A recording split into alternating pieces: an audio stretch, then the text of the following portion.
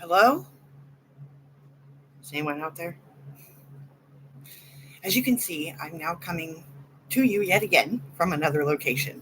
Sorry I'm a few minutes late. Life, you know. um, the best plans of mice and men are often led astray. That kind of thing. So, how has everybody been since last Thursday? Uh, Days kind of melt together here, for all intents and purposes. Um, but I hope everyone has had a good couple of days and it's been peaceful with very little trouble, and you've been able to just take a breath. Um, Let me know in the chat if you're watching the replay. There's a couple of posts there you can comment to interact with me, and I'd be happy to interact with you. But yeah, it's been a not a rough week, but just a busy week. Um, you know, a couple of medical appointments, and everything went fine. Medically speaking, still at that plateau where everybody should be. Um, so there's no real issue to report there. Um, we are getting ready for some major changes in life. Um, so you know, it's it's going to be something completely different than what we're used to, but we've had that happen before. So you know, we're not used to it, but used to it, I guess you could say. Kind of an opposite statement there, but you know, um, we're still plugging along. But what I'm really wanting to know is how your time has been since you last saw my stream, or we last spoke. Um, so let me know. Don't forget to like, subscribe, share. Um, I usually try to plan these out as with topics and things like that, and sometimes when I hit the go live, it's just like all that just goes away, and it's like, no, just talk, just chat. Don't plan anything. And I know that some people find that boring. Some people find that, you know, uninteresting. But sometimes people just need to talk about the boring stuff. They need to talk about what is uninteresting. And I know in my life personally, I don't have that. At least not in person. I do have a few friends on social media, my private social media, and they they are a huge support for me, but sometimes you need that person to person. You need that face to face connection. And that isn't there for me. So sometimes when life gets rough, you know, and all these years I just kind of kept it to myself, and it didn't work. I mean, I could fake it on the outside, but I still felt rough on the inside. I but then I just kept faking and kept faking and kept pushing, and it still didn't work. So every time I tried to reach out, there was no, it was, oh, yeah, okay, I'm there to help. I'm this and this. And then when I actually said, okay, this is what you can help with, oh, well, I can't help that way, but I can support you from 50 miles away. Well, okay. I don't, I see how that helps, but it doesn't make That's not real help, at least not in my opinion, not the way I see it, because sometimes people need that tangible help. They need that hands-on, I'm there for you type help, not, oh, well, I'll think about you when I need to, feel better about my situation. Okay, well, I'm glad that my situation will make you feel better, and I've actually had people do that. But it's, yeah. And some things has happened over the last couple of weeks with the Midlands job that I will maybe go into detail later, depending on how it plays out. But it's really weighed on my mind because, again, it just reflects the way people view us. And everybody is always saying, well, but this isn't true. Well, it is true. It may not be true for the people you know, or your cousin's next door neighbor's friend, but we live it. We're that cousin's next door neighbor's friend. And yeah, this is a little more informal than my gaming videos. I at least try with those. These, I just kind of get on here and blabber and yammer and talk. And yes, I am a very ancient narwhal. But age and ancients aside,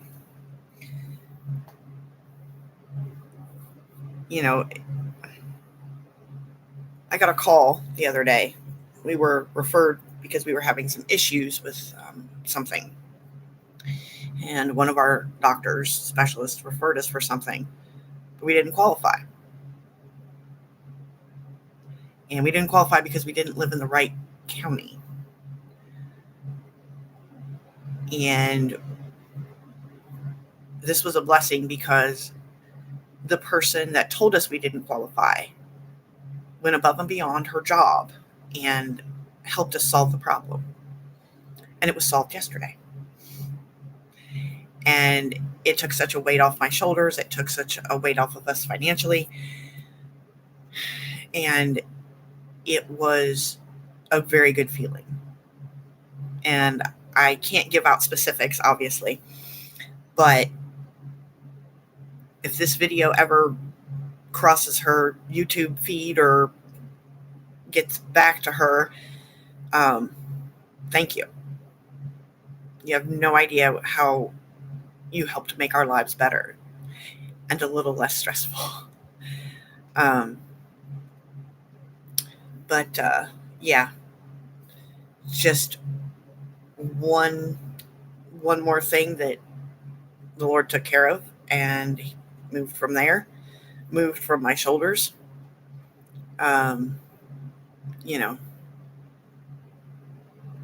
But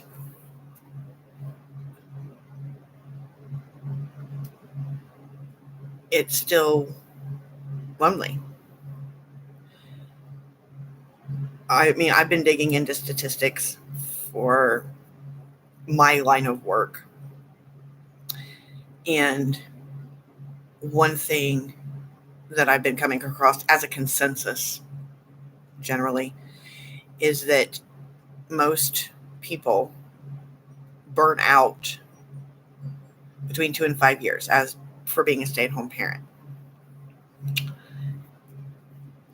And this year, I'll have been doing it for over 25 years.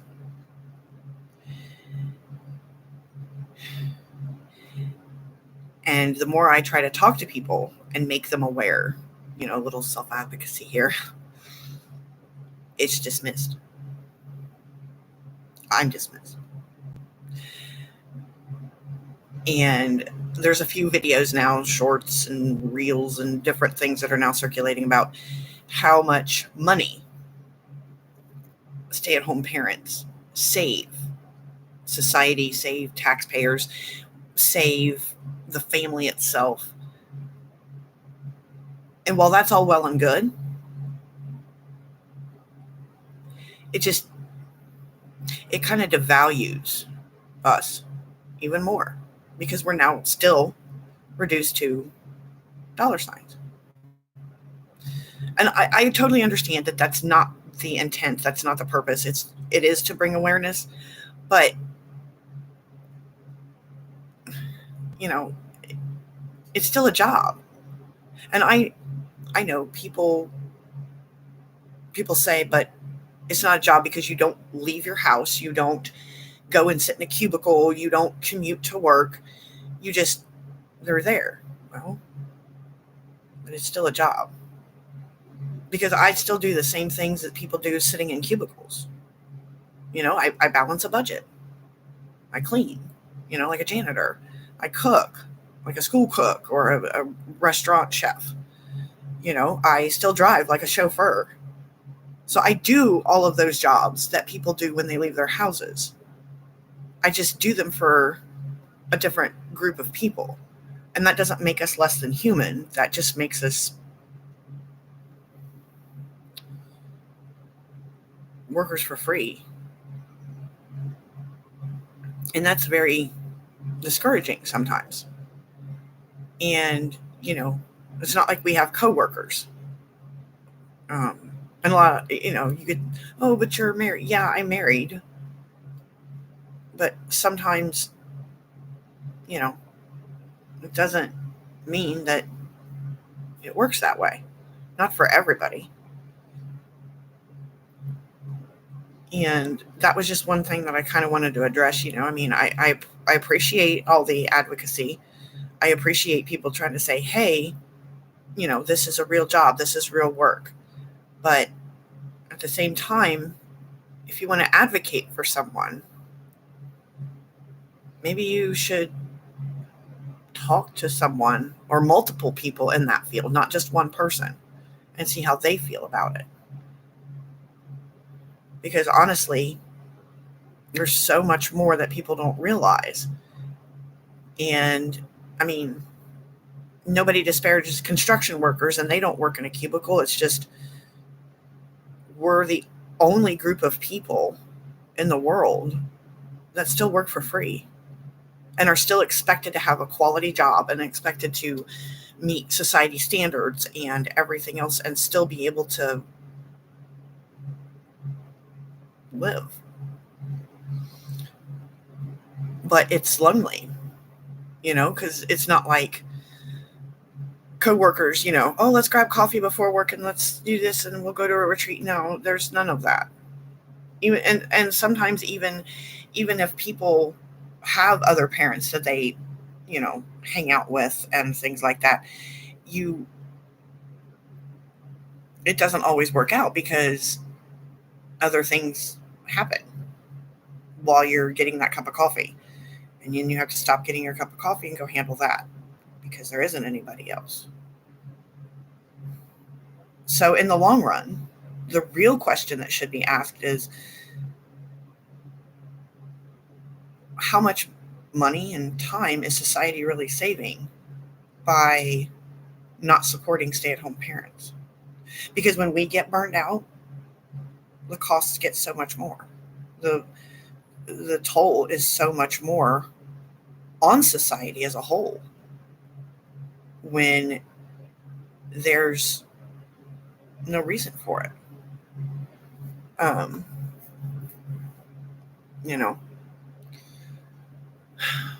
But yeah. And I don't think anybody's really truly realized that. They just basically think that no matter what, we can just take a quick nap and keep going. Like years ago, there was an ad campaign, and it reminds me of what the expectations were. And it involved some company about batteries. I don't know. But that's what people think, we do. A day in the life of a stay-at-home parent is, crazy. And I know that the parents that work, their life's just as crazy. But they at least get to leave their house. They get to go to a different location. And yes, they're still parents while they're at that location and doing that job. but they get to see adults or, okay, people. Not everyone there is an adult. I've worked years and years and eons in a different life ago. I have worked in an office, and you just wonder awkwardly, are you really an adult? Do you really have this high level of credentials? Because what you're saying to me is just absolute whatever. But yeah, the toll is just unbelievable. And I try to advocate, not just for myself, but other stay-at-home parents. And it always ends up in lectures about how I don't understand society and how I don't understand that not working outside the home isn't really contributing to society. But then the same people turn around and complain, where's the parents? Why aren't the parents doing this? Well, the parents aren't doing that because they have to work to provide for their kids. So they have to be in a separate location from their kids. So you're lecturing parents that are working, and you're lecturing me who's staying home. So apparently nothing in this world's going to make you happy. But to tell me that, oh, you're saving money, and then to tell me I'm doing it wrong, or to tell me, oh, this isn't right. This isn't this isn't that. Well, I don't go to your job and tell you, no, I'm sorry, you're not doing this right. I don't do that, and now I've also had my fair share of support. I've had my fair share of people saying that, lifting me up verbally. And it makes me feel good. It does help. But sometimes it gets to be a lot. And nobody seems to grasp that because, while everybody else is working their 9 to 5, 9 to whatever, or 8 to 4, whatever it may be, they're doing their thing and I'm doing my thing. And they don't really understand. And I've been blessed because I've worked both outside the home and inside the home. So I know I can compare the two, and I do apologize about the bright light. It's very warm in my office, so I have to have at least one circulating fan and the curtain open. So I am so sorry. I'm working on it. It's going to be absolutely perfect, but it's a step. It's a process, a step-by-step process. But back to the thing. See, I get distracted so easily.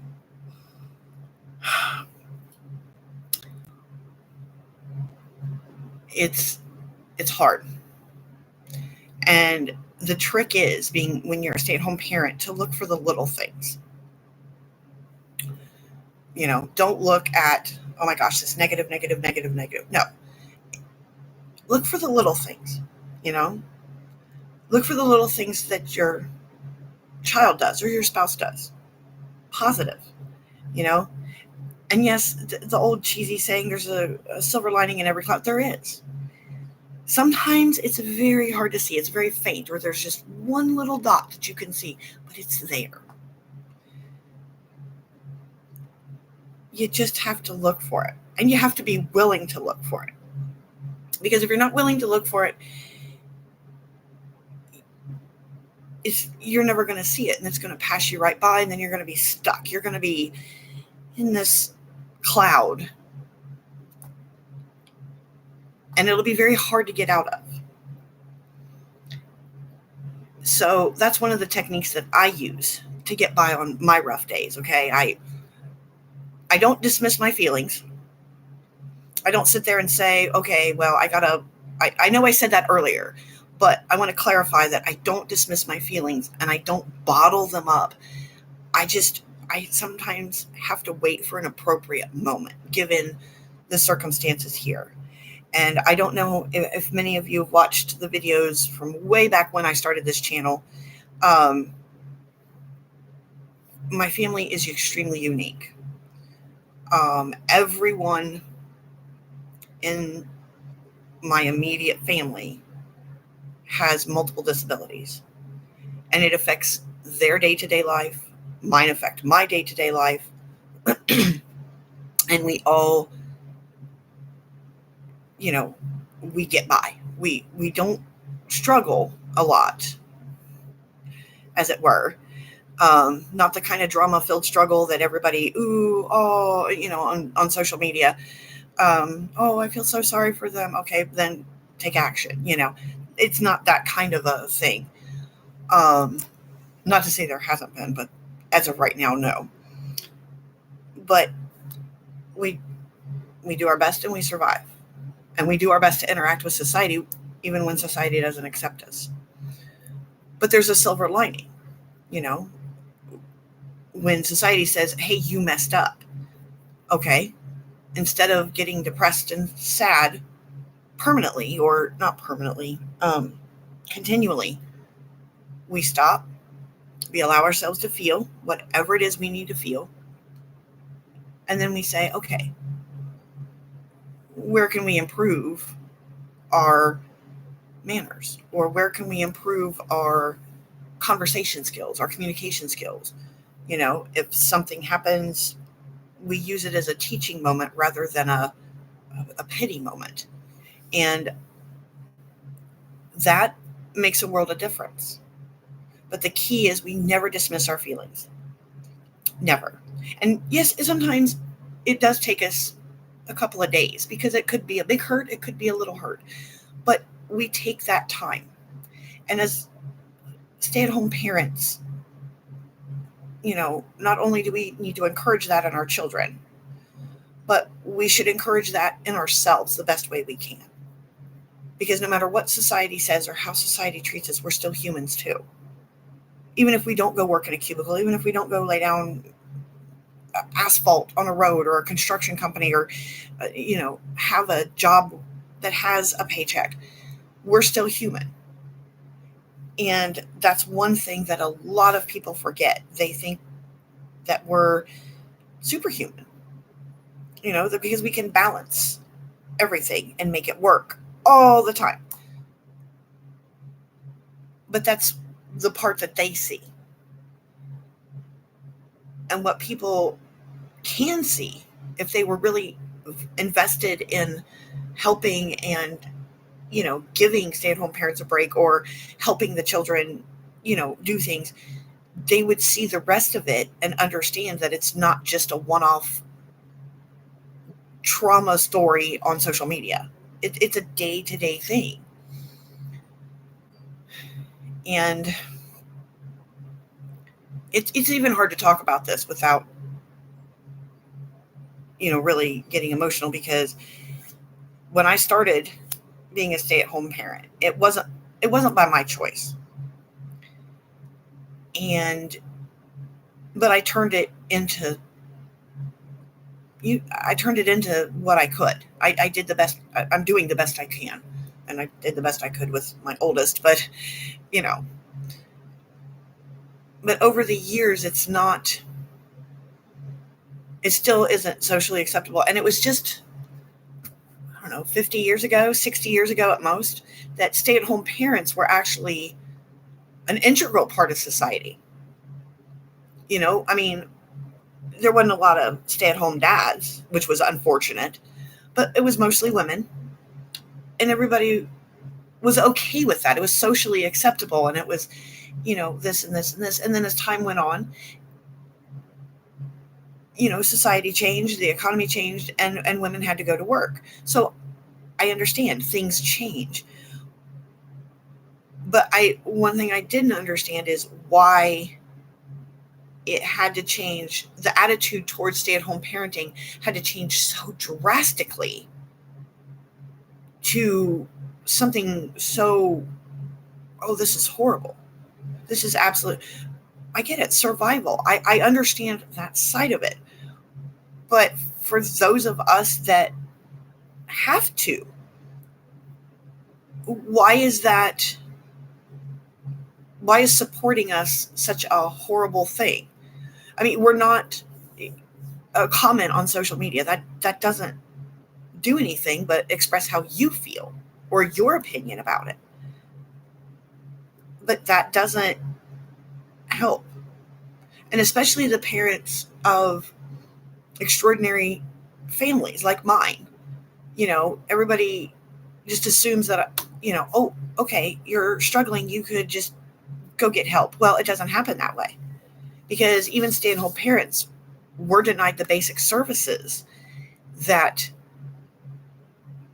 other parents or other caregivers are given. Because, again, the way it's viewed is, why should we have to pay for somebody to come in and do this part of your job you're already doing for free? You save us money, so no, you're not going to be able to take a break unless you work it into your schedule to do, because we're just not going to do it. And that's, but yet other places will be like, yeah, you need to take a break, you need to take your vacation, and it's like, okay, we deserve a day. I know there's a certain room in my house that shall remain nameless, but we refer to it as Mom's second office. Simply because there's so much to do that if I have to go use the second room or the second office, I have to take work with me, because it's just so much. And yes, I am in the process, and I'm not going to plug anything here. I don't expect, everybody says, oh, plug this and do that, and you'll get this, and okay, I'm not like that. I leave everything up to other humans and let them do what they want. But yes, I am in the process of opening a business, because we need a little more financial stability, and I would like to have that. So other ways didn't work out. So now it's all here. So I'm trying. And this is part of that. My gaming videos are also part of that. So, it's just bigger and bigger and bigger. But, and a lot of stay-at-home parents have to do that, because the things that our families need, that we're just one person struggling to provide, if we struggle or we can't do it at that moment because we're human, we have to be able to pay somebody. And since insurances and other organizations are like, yeah, we'll help you, but not in the way you actually need help, we have to do it ourselves. And that alone is discouraging a lot, because, like I said earlier with the issue, it's like, okay, I get it. We don't live in the right county. Hey, I totally understand, because there's organizations for every county. I guess it's not a statewide thing. Not a problem. We did what we needed to do. And, but it's hard. But I looked for the silver lining in all of that. And I said, you know what? The silver lining was we were able to do what we needed to do to get where we needed to go. Yeah, follow me there. That one I just kind of, excuse me. But the silver lining was the problem was solved, and then the problem that caused the other problem was solved. So now neither problem is present anymore. And that's the silver lining. Yes, I know. I talk with my hands, and that can annoy people, and I am so sorry. It's just the way I've been for years. I've been big voice, big hand movements, all of it. See, and I'm watching myself, and I got to stop that. And yes, I do still have a sense of humor. Sarcastic, but it's a sense of humor. So yeah, so it's just try not to get discouraged. And just because somebody says something, yeah, it hurts. But it would hurt. It just hurts. And hopefully one day people will see the value in stay-at-home parents. But until then, you got to keep your head up and you got to keep going forward. You can't stop. And especially parents of kids like mine. And I know a lot of people don't like the term special needs because it's not special needs. It's adaptive so that they have access to the same things that other kids do or other people do. So it's not really special. It's not above and beyond anything else. It's adaptive. And, and I try to be politically correct, and I will tell you right now, I try, but sometimes it's hard because while my family is comfortable with certain things, other people are not. And I don't want to offend anyone. I'm going to say that right out. My intention is not to offend anyone. It's just everybody prefers different terms and everybody prefers different things as individuals. And it's hard to keep track. It's hard to remember. And even when I meet people in person, I try not to offend them. I try to use what they are comfortable with, but it doesn't always work. And, I'm sorry for that. But again, I'm human and I'm doing my best. But that's why I call them extraordinary. My family is extremely extraordinary given the circumstances. I mean, Ping, for example, my youngest, I don't even remember some of those videos. I should probably go back and watch my own videos. But things have changed so drastically in that 1 year, 1 year and a couple of weeks, I guess, that I don't even have time. But Ping gets IV medication 3 times a week. And he doesn't cry. He doesn't even bother him. And he's been doing it his entire life. And I have a fear of needles and I give it to him. So like I said, it's just, you got to look for it. See, I can't even move to get out of this. I will definitely fix this again. I'm so sorry. Sometimes as parents, you have to adapt and set the example of how to adapt. But then other times you have to balance that out with, okay, my child or myself or my spouse, we have adapted to what you want. But now you, speaking to the other person, need to adapt a little bit to us or me or my children because we adapted to you. And you're going to hit that brick wall. Because I know I've hit it several times. Now, granted, over the years, I have built up a nice large sledgehammer to break through that wall. And that's only because I have so much experience with where to hit it, where to take those bricks down to get them to understand. And you can get there too. It just takes time and patience with yourself and patience with others. But, you got to have that. You got to work at that. And if you don't have any patience, it's going to be a lot harder because not only are you building up a wall between yourself and the other person, you have to take down your wall just a little to get to theirs.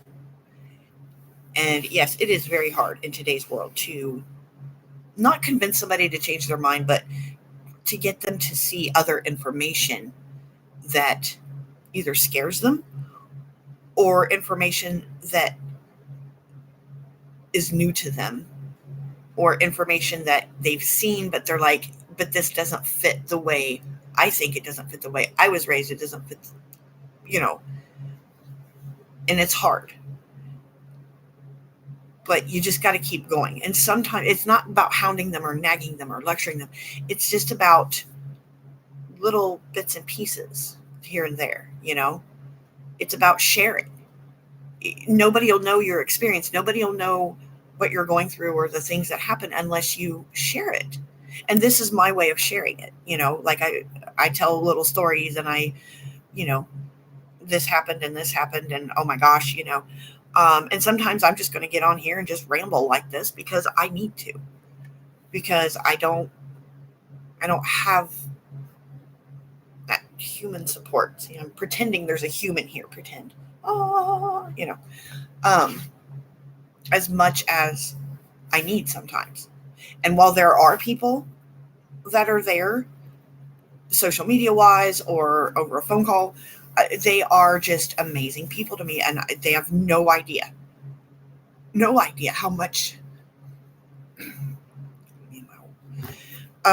they mean to me. And I don't have the courage to tell them. I have the courage to get on YouTube and make rambling videos, but I don't have the courage to tell them how much they mean to me. And that's due to my own trauma, my own up here, vapid space between my ears. Yes, and sometimes I do speak mean about myself, and I should not do that, and I'm working on stopping. It's just very, very hard. But, from a parenting standpoint, being human, from this kind of standpoint, I'm still human. Unless I'm playing a T-Rex with Ping. Then I'm a T-Rex or a cat. Sometimes I do. That's for you, Ping. I know. And once again, I'm streaming to nobody. That's okay. That's okay, because someday. Now, like I said, I wanted to stream for 2 hours, and I talk a lot. And I could probably fill 2 hours, but I won't. I'm going to work my way up on the vlog because it's easier for me to game than it is for me to do this. And like I said, I've got ideas. I used to, in another whole life, I was a photographer, and I was pretty good. I don't want to brag. It's not nice to brag, but I was pretty good, and I missed that part of that life. But now I do other things, and they're just as enjoyable. And once in a while, I do break out the camera, and I set up a little still life. But I haven't put them anywhere or anything. I just, if anything, I hang them on my own walls. I mean, literally, I draw. Let me see. Good thing I'm in my office. My oldest introduced me to something called a Zentangle. And that has been one thing that has got me through, because as a child, I was told art is silly. Art will never make you money. Art is stupid. But I loved art. And over the years, I just kept thinking that no matter what you do, Mama, it's wrong. It's ugly. Nobody will ever buy it. And one day I just woke up and I said, I don't care. I want that back in my life. I want that peace that art brings me. So my oldest,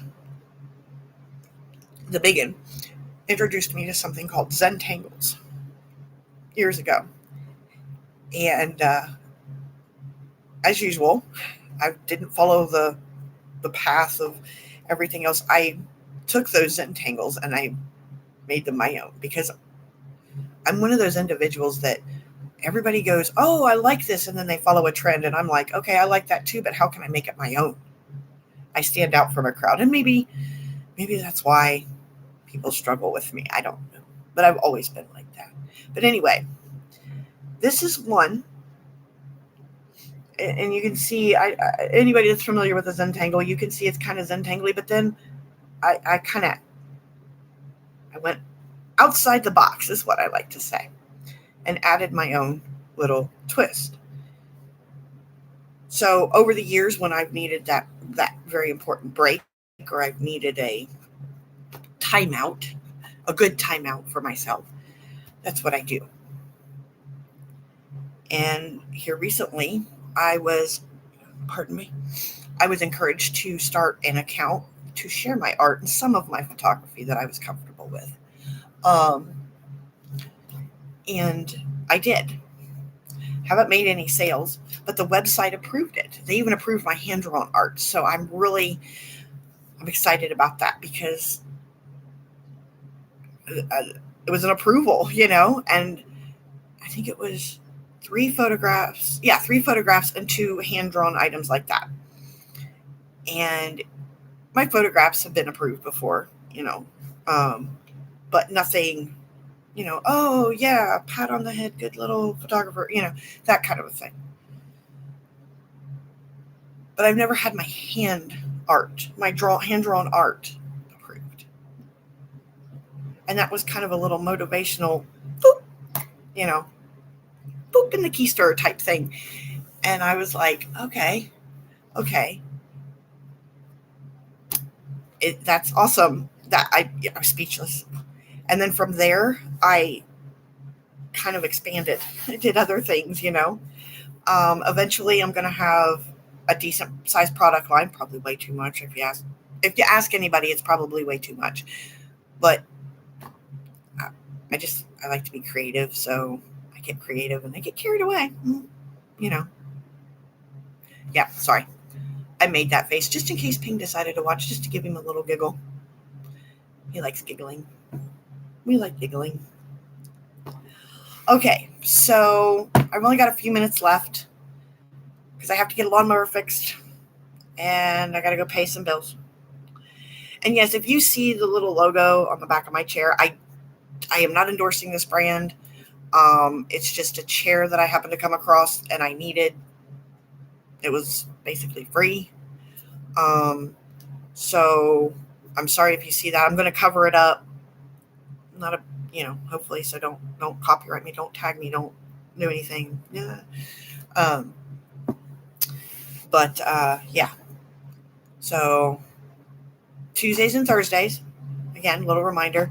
I'm going to chat with you, chat with myself, chat with the globe. How do they do? There it is.